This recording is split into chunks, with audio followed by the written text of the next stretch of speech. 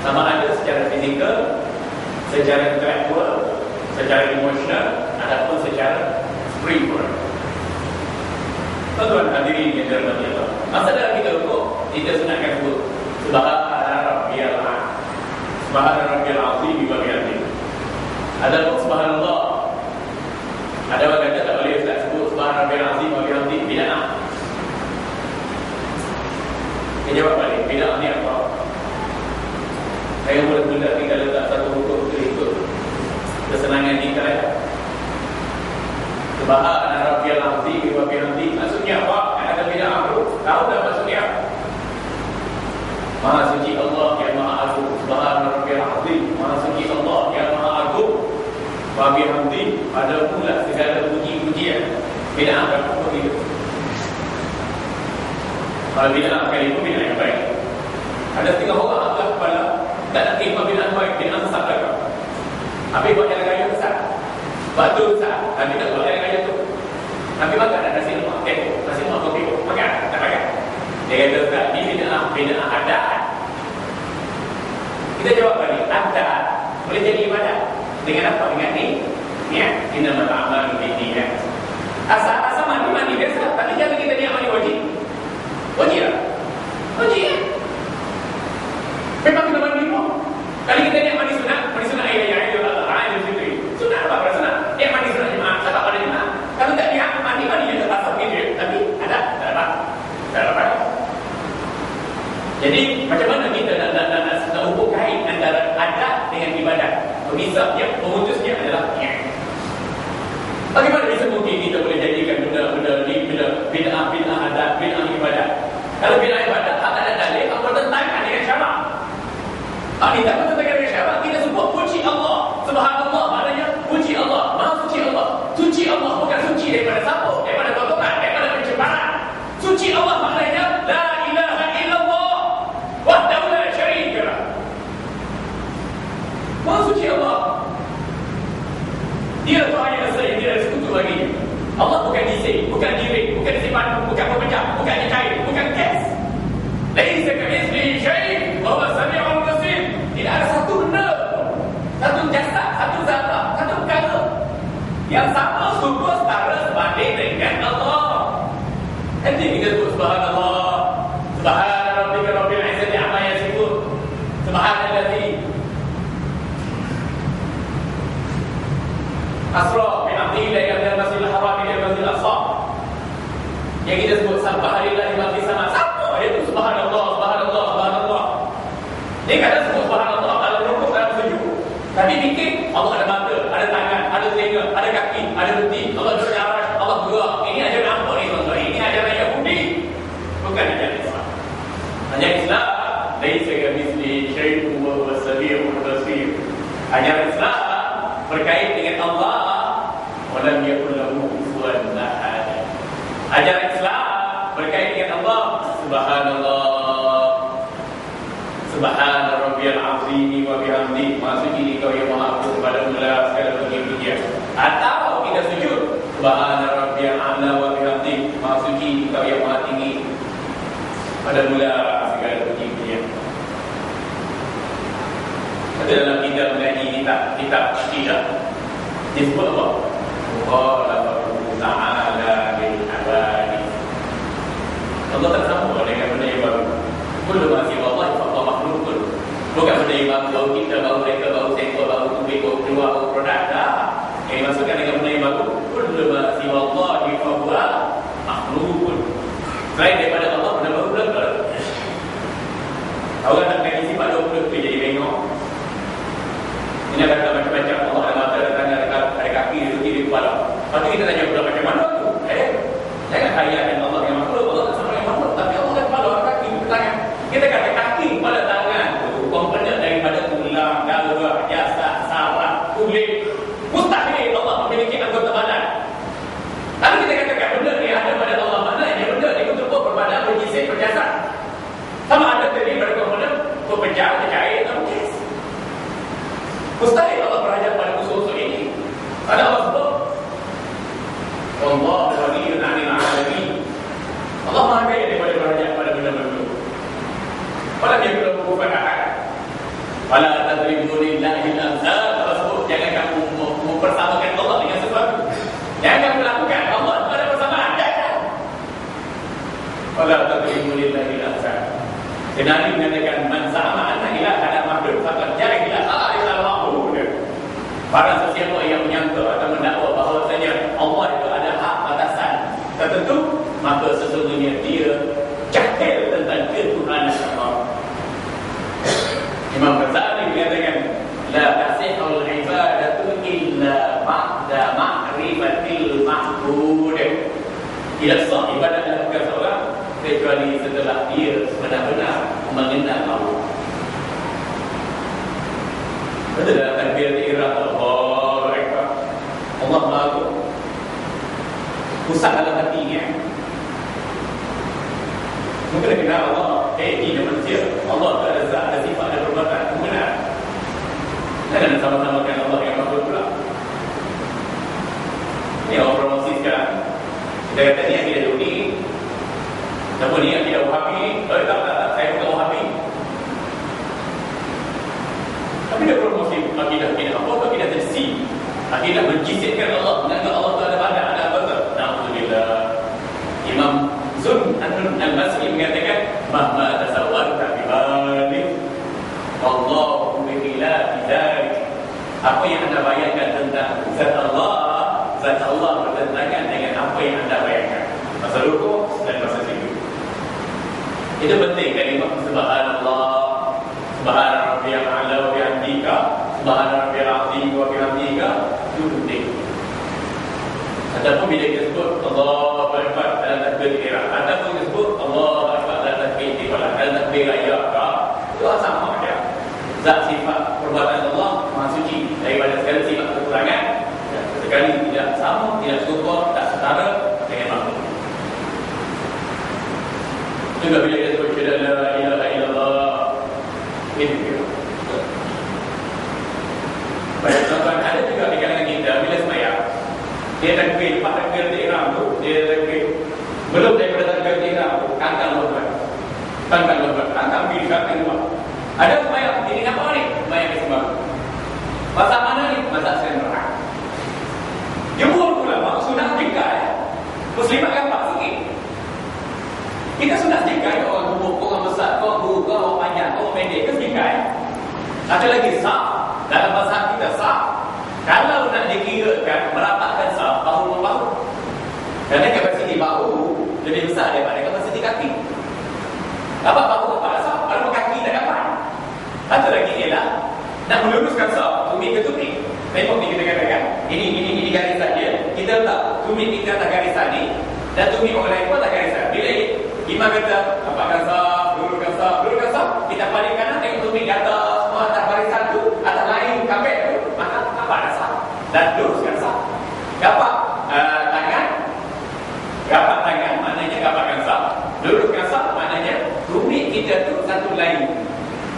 Tak kira kaki dia lebar, kaki panjang, kaki pendek, kaki nipis, dikira dengan tumit. Ada satu lagi ialah kangkang bawah, semayang macam apa? Kangkang bawah. Ada orang setengah kangkang bawah, dia semayang kata gini, Allah, letak tangan ni kan? Letak tangan ni. Semayang. Lepas tu sikit-sikit tengok kangkang, sikit-sikit tengok dia punya kaki, apa kata apa? Dia semayang macam apa? Tengok. Pelik semayang. Goyang ni, tengok. Ini mazhab apa? Mazhab sedang berat. Mazhab Hanafi dan mazhab Hambali bila takbiratul ihram Allahu Akbar, tangan kanan memegang pergelangan kiri dan diletakkan di bawah pusat. Ini mazhab Hanafi dan mazhab Hambali. Mazhab kita, mazhab Syafi'i dan mazhab Maliki bila takbiratul ihram Allahu Akbar, tangan kanan memegang pergelangan kiri dan diletak sedikit di atas pusat. Di pusat letaklah pusat sedikit kiri. Ini mazhab Hanafi, ini mazhab Maliki dan mazhab Syafi'i. Ini mazhab Hanafi dan mazhab Hambali. Kalau tak gini, mazhab sedang berat. Sah sembahyang tapi makruh dan tidak mendapati sunnah Nabi sallallahu alaihi wasallam. Ada letak gini, ada letak gini, ada letak gini, ada letak gini, ada letak gini. Ada letak kiri tu di negara atas itu. Mana juga? Boleh. Itu saya sebut dalam buku saya. Dan ada gambar-gambar yang saya. Baik. Masalah juga dalam sifat solat Nabi sallallahu alaihi wasallam kontemporari ialah masalah menggerakkan jari telunjuk dalam solat. Biasanya kalau nak urai buku ni sifat solat Nabi yang sahih ni, saya perlukan satu hari nak tunjuk rukuknya, sujudnya, bacaannya, semua sekali. Tapi kita ringkaskan malam ni.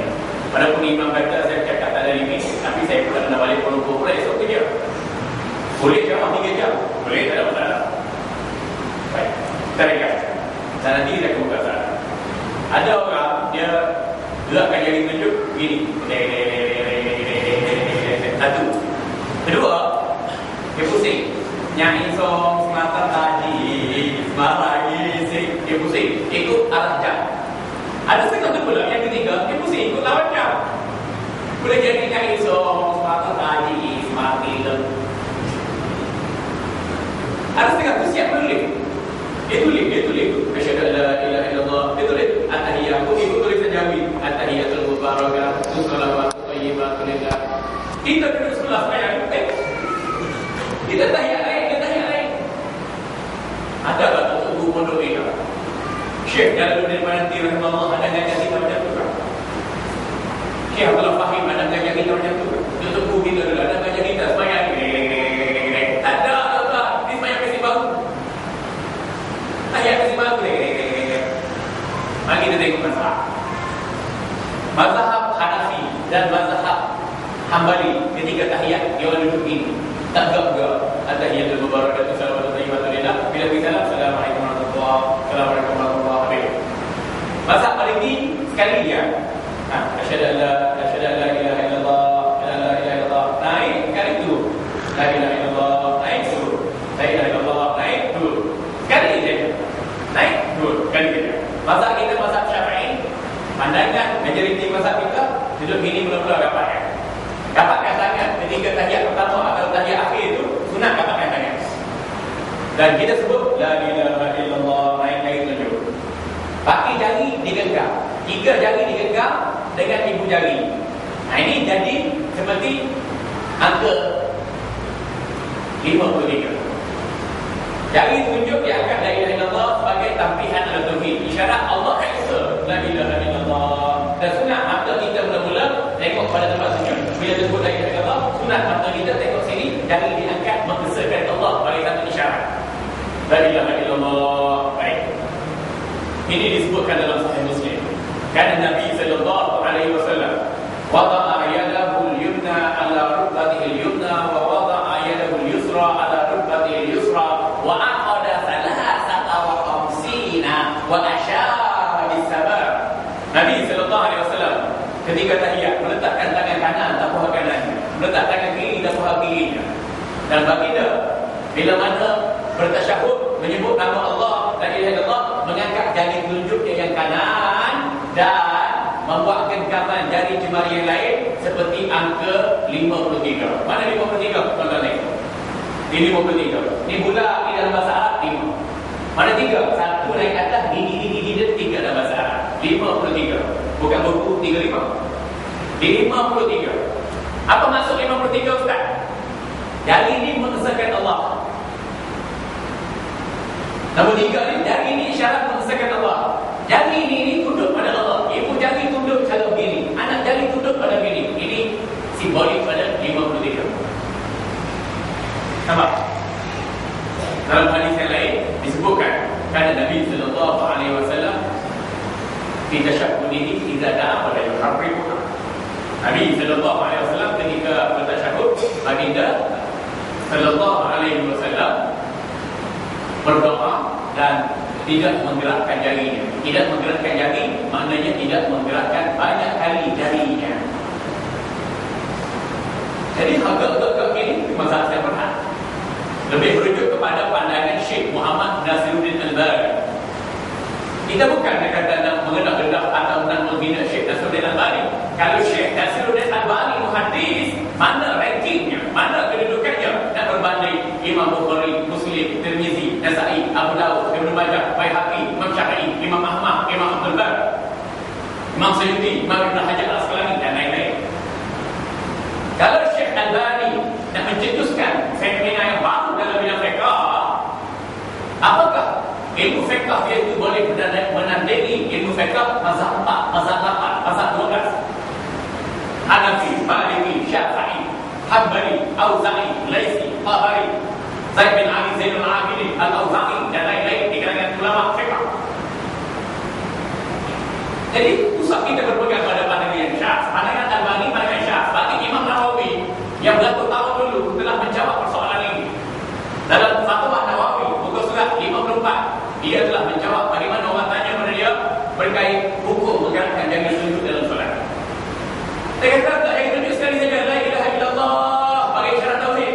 Lepas tu kekal sampai salam, Assalamualaikum warahmatullahi wabarakatuh. Kalau tak banyak kali orang tanya tu guru, kalau tak banyak kali macam mana? Tak banyak kali makruh. Kalau sengaja dia tidak bermain-mainan salat, batal salat dan haram hukumnya. Ini telah saya terjemahkan bukunya, hukum menggerakkan jari telunjuk dalam solat. Terbahaskan satu-satu. Ini dalam buku ini ada lebih 40 hadis terkait dengan perbahasan menggerakkan jari telunjuk dalam solat. Kadang-kadang kalau kita letak gini jari telunjuk tak gini, ada kadang letak gini, ada kadang letak gini, ada kadang letak gini. La ilaha illallah.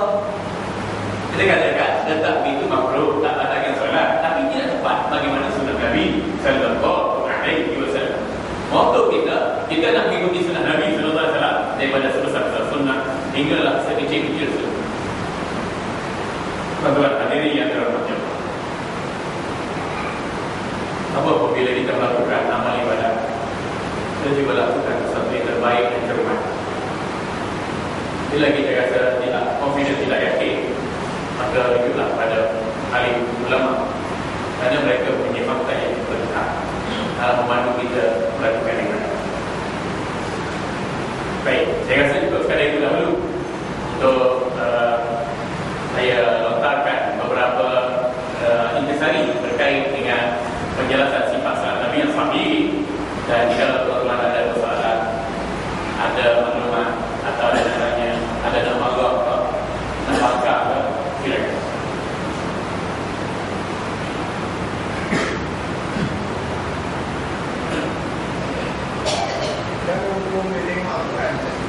Baik, hukum tengok Al-Quran asasnya adalah harus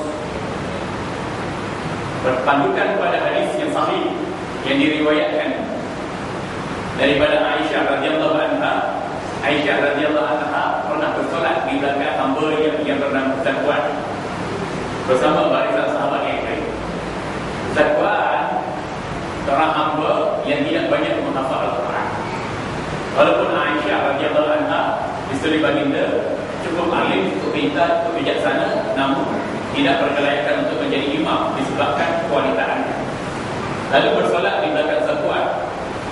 Zakwan ketika itu tidak menghafal banyak ayat Quran, dan Zakwan meletakkan naskah Al-Quran yang dihimpun di dalam catatan-catatannya letak situ dan dia baca Al-Quran. Jadi hukumnya harus asasnya. Tapi kalau soal itu baca Quran terpegang lagi, pendek lagi, jadi makruh. Kerana menyibukkan diri dengan melihat kepada teks Al-Quran. Sebab itu afdal kalau seorang itu menghafal bacaan Al-Quran, dibaca pula dengan yang baik.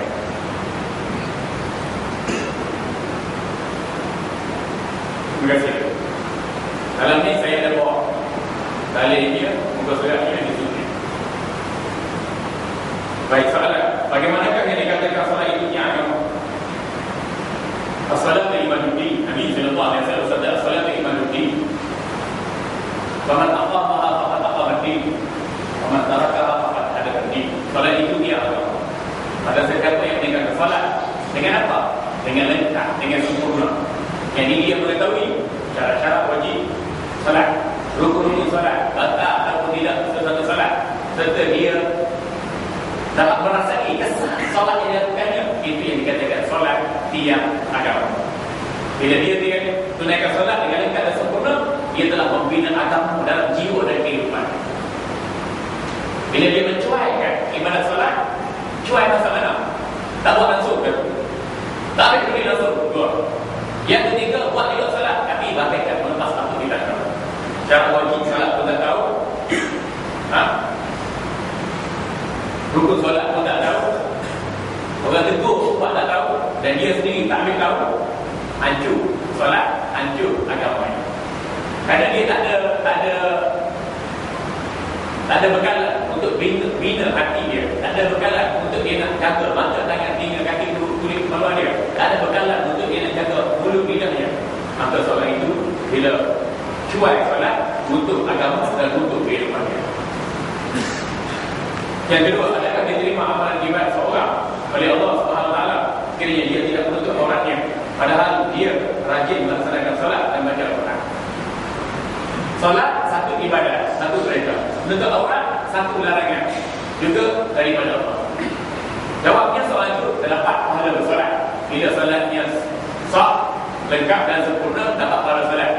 Bila dia tidak menutup aurat, dia mendapat dosa akibat maksiat yang dia lakukan. Mungkin solatnya lengkap 60%, 70%, ataupun mungkin solatnya 50% dia yang sempurna, 50% lain tidak sempurna. Betul. Ukuran kita kalau solat tu betul sempurna, kita tak buat benda-benda merepek. Bahkan al-amru bil ma'ruf wan nahyi 'anil munkar. Ya. Baik. Silakan.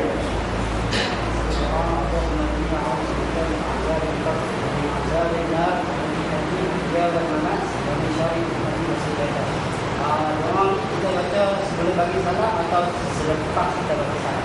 Baik. Dalam riwayat disunatkan kita berdoa belum kita memberi salam setelah tahiyat. Jadi apa saja doa? Sama ada doa yang berkait dengan kepentingan kita, atau doa kepentingan umat, kepentingan masyarakat, dunia dan akhirat secara maksud, atau kita ambil terus daripada Al-Quran dan hadis, maka kita disunatkan. Setelah kita beri salam, kita juga disunatkan berdoa. Setelah beri salam, kita juga disunatkan berdoa. Kerana sampai dalam hadis yang sahih, di antara doa yang paling afdal ialah doa yang digunakan pada salat. Jadi dua-dua silakan. Kita dapat dua-dua kaitan. Masa rukuk kan? Adakah masa kita rukuk kan? Masa kita rukuk. Adakah hadis tentang kalau kita nak baca solat subuh tulus sebut malaikat turun? Adakah ini? Ada. Betul. Belum daripada diturunkan tentang galakan bertasbih ketika rukuk dan sujud bagi dia baca Quran. Lepas tu Allah melarang baginda sallallahu alaihi wasallam daripada baca Quran ketika rukuk dan sujud. Maka baginda diperintahkan oleh Allah untuk bertasbih. Jadi sama ada kita nak sebut subhanallah ataupun subhanul qudus rabbul malaikatu war ruh ataupun subhanallahil azim wa bihamdi, silakan.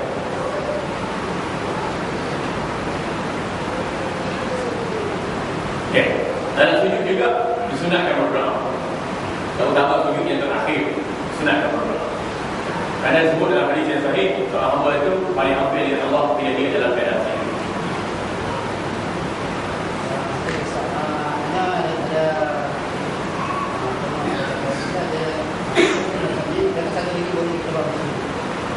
Ya. Macam mana? Satu lagi? Biasa yang Macam ni. ya, satu lagi ada lagi. Boleh. Nah, tempatkan Macam ni pun boleh. Macam ni pun boleh. Tak ada masalah. Itu semua mendekati angka 50. Kalau tak buat macam tu tak. Mana dia tidak boleh mencapai ketepatan amalan sunnah dan sunat tadi. Silakan.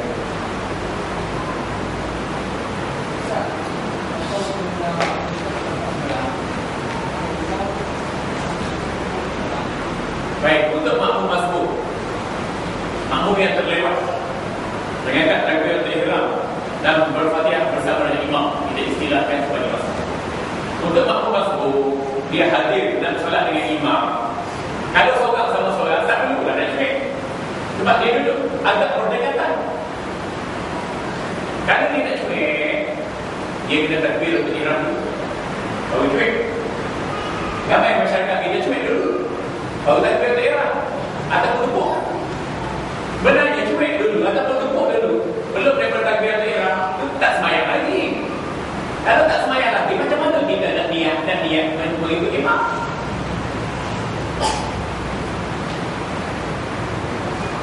Yang kita akan takbir Allah saja aku salat pada 2 rakaat itu imam kata Allah Akbar. Kemudian baru kita cuek. Cuek tu kita niat sikit. Kalau kita main cuek main itu je batal salat. Kerana dalam salat tak ada cuek. Cuek ni bukan syarat salat. Cuek ni bukan rukun salat. Cuek ni bukan sunnah akhirat, sunnah amal dalam salat. Nampak tak? Kalau niat sikit dan beri isyarat pada dia, kita menjadikan dia sebagai imam. Dan orang yang dicuek bukan sekejap. Orang yang dicuek tu dia kena niat menjadi imam. Baru dia dapat pahala imam. Dapat kata dapat pahala berjemaah. Ini kita niat. Orang yang cuek dia senyap. Tak dapat pahala imam. Dapat pahala salat, tapi tak dapat pahala imam. Nampak? Jadi kita akan kata ihram dulu, baru cuek. Cuek dengan yang fikir. Beri isyarat pada imam, aku jadikan kamu imam. Baik. Ya.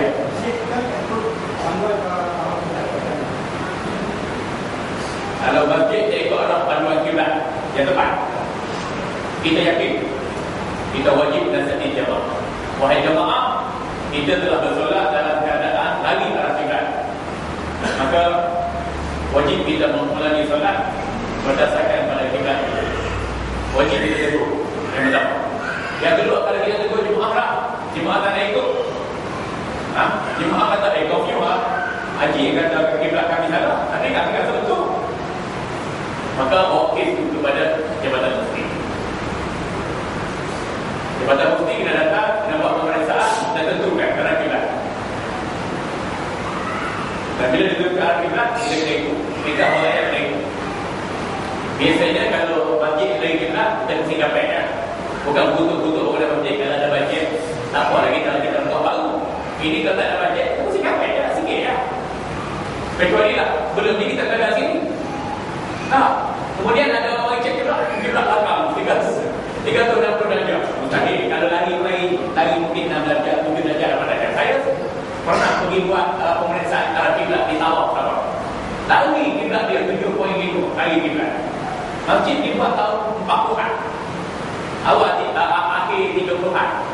Awal 40-an. Buat.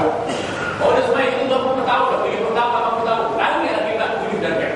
7 darjah ni bukan menghadap Kaabah dan tuan-tuan. Menghadap ke mana? Pakistan, Afghanistan, Turkmenistan, hanya orang ya. Satu tuan-tuan, ringkas. Kalau kita ke masjid, solat di masjid, selamat. Kalau kiblat masjid lagi, Jabatan Mufti bertanggungjawab, Jabatan Agama bertanggungjawab, atau pemerintah bertanggungjawab. Kita tak salah, tak terserah. Begitu juga kubur. Kita tanam mayat tu wajib ada kiblat. Tapi kita tanam ke nenek moyang kita dulu, lagi dia arah kiblat. Mudah-mudahan mereka palingkan mayat ke arah kiblat dalam kubur. Mana sudah ada macam mana. Jadi sekarang ni, kalau kita tanam mayat ke arah kiblat, pemerintah yang bertanggungjawab. Atau kita dah solat di masjid, masjid tu lagi arah kiblat, pemerintah bertanggungjawab. Kita tak salah. Tapi bagi solat yang batil, bagi solat yang tidak sah, yang ditunaikan wajib diqada, walau bukan dengan segera. Qada ni dia ada tempoh dia. Kita bayarkan sikit-sikit apa? Katakan kita 10 tahun tak sembahyang masa puncak masa nak-nak dulu. Kita bayar sikit, 2 waktu satu hari, 3 waktu satu hari, bayar sikit-sikit kita apa? Wajib diqada. Kesalahan ditanggung atas pihak yang tidak ambil hak tentang kiblat, tapi solat wajib diqada. Kalau kita sembahyang kat rumah, tak boleh kena kiblat, betul tak? Tak boleh kiblat, kita kata masuk tepi jalan tu ada surau tu gitu keadaannya. Tapi belum tapak saiz tanah, saiz rumah kita pun semua sekali ni. Hari pada kita tengok dia, oh ni kiblat. Agak-agak je, mana boleh. Patutnya kalau rumah kita, tuan-tuan, rumah kita tu, rumah besar gambar, kita tahu bagaimana nak menentukan arah kiblat. Dalam